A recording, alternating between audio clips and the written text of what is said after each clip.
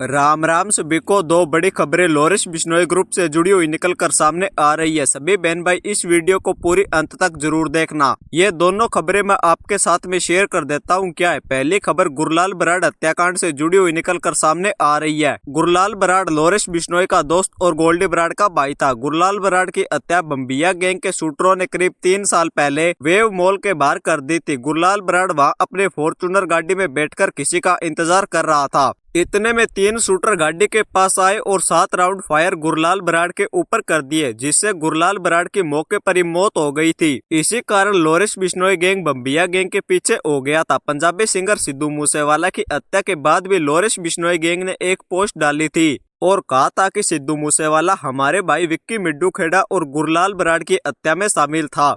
इसके अलावा भी इन 3 सालों के अंदर कई हत्याएं हुई, लेकिन अभी गुरलाल बराड़ हत्याकांड से जुड़ी हुई एक और बड़ी खबर सामने आ रही है। दरअसल अभी 12 मई को गुरलाल बराड़ की हत्या में शामिल गुरमीत सिंह गित्ता पर गोलियां चलाई गई थी। गित्ता पर हमलावरों ने करीब 7 राउंड फायर किए। इस हमले में गित्ता तो बच गया, लेकिन उसका दोस्त प्रदीप मौके पर ही मर गया।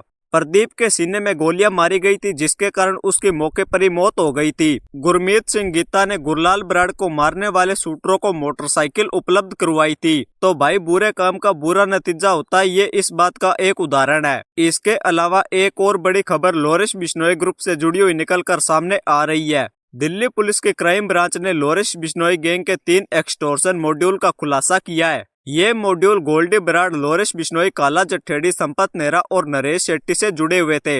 ये तीनों मॉड्यूल अलग अलग जगह से ऑपरेट किए जाते थे और इन तीनों का आपस में कोई कनेक्शन नहीं था। ये हैंडलर कंट्रोल रूम की तरह काम करता था। क्राइम ब्रांच ने कुल 8 लोगों को गिरफ्तार किया है। उनके कब्जे से 6 हथियार भी बरामद किए गए हैं। विशेष आयुक्त अपराध शाखा रविंदर कुमार यादव के मुताबिक अमेरिका में बैठे गोल्डी बराड़ और साबरमती जेल के अंदर बंद लोरिश बिश्नोई और उसके भाई अनमोल बिश्नोई के निर्देश पर इन शूटरों ने दिल्ली के 3 अलग अलग जगह पर बिजनेसमैन के घरों पर रंगदारी न्याय देने पर फायरिंग करवाई थी।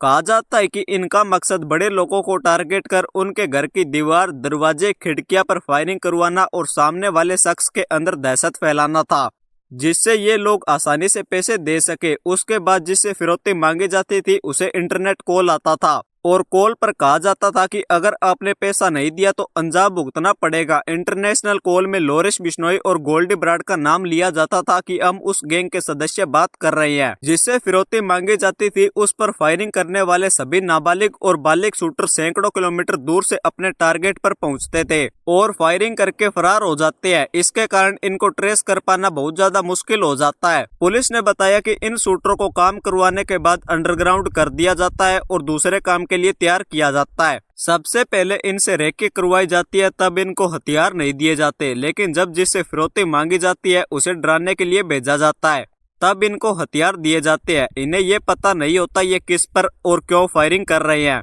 इन सभी को विदेश में बैठे फरार गैंगस्टर्स कमांड देते हैं कि तुम्हें किन्हें टारगेट करना है। वहीं कुछ गैंगस्टर्स जेल के अंदर बैठकर भी इनको कमांड देते हैं। पुलिस के द्वारा पकड़े गए इन तीनों मॉड्यूल में से 2 को विदेश में बैठे लोग कमांड दे रहे थे। एक मॉड्यूल को तो खुद लोरिश बिश्नोई का छोटा भाई अनमोल बिश्नोई कमांड दे रहा था, वहीं दूसरे मॉड्यूल को कोई अन्य गैंगस्टर कमांड दे रहा था। इसके अलावा तीसरे मॉड्यूल को जेल के अंदर बैठा सिद्धू मूसेवाला हत्याकांड का शूटर प्रियव्रत फौजी कमांड दे रहा था। फिलहाल अभी तीनों मॉड्यूल को पुलिस ने गिरफ्तार कर लिया है। तो आज की इस वीडियो के अंदर बस इतना ही। मिलते हैं एक और नई वीडियो के साथ। जय बजरंगबली, जय श्री राम, धन्यवाद।